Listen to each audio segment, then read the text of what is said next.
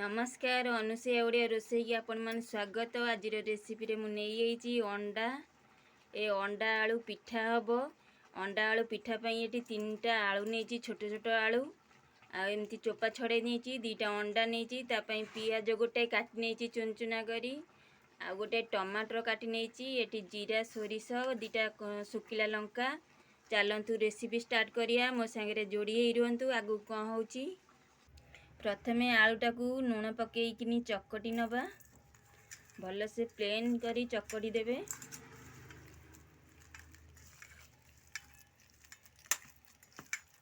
भल से चकटी हो गले अंडा पड़िबो ता धीरे। गोटे करेई ताती गलानी एथर तेल पकई दबा रिफाइन तेल पियाज भाजीबा।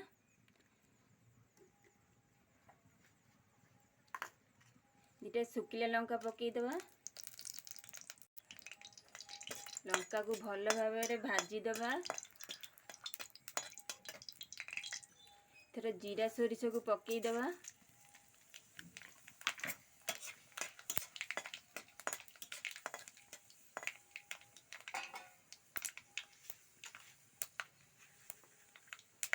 पियाज भी पकई दबा।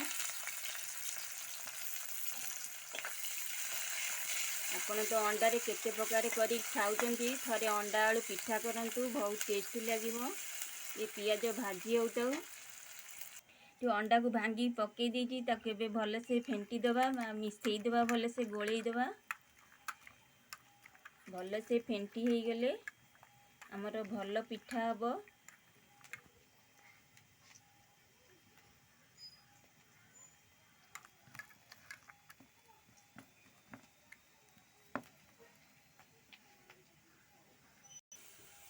हमर पियाज हो टमाटर पकईद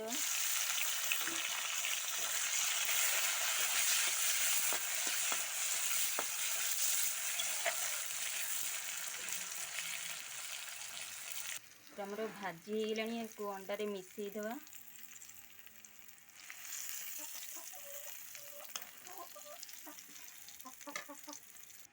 अंडा को आलू को फेंटी दवा भल से।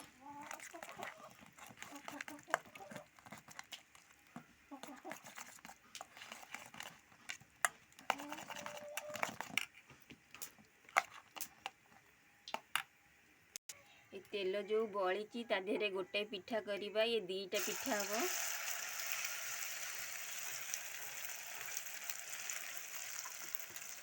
हाथ रे एमती करदबा।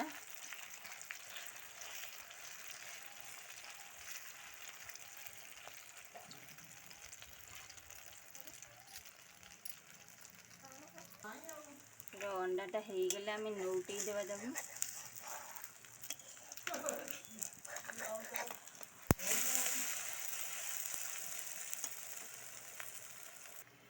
पिठाटी आमर देखंतु केड़े सुंदर केक भलिया फुलिलानी।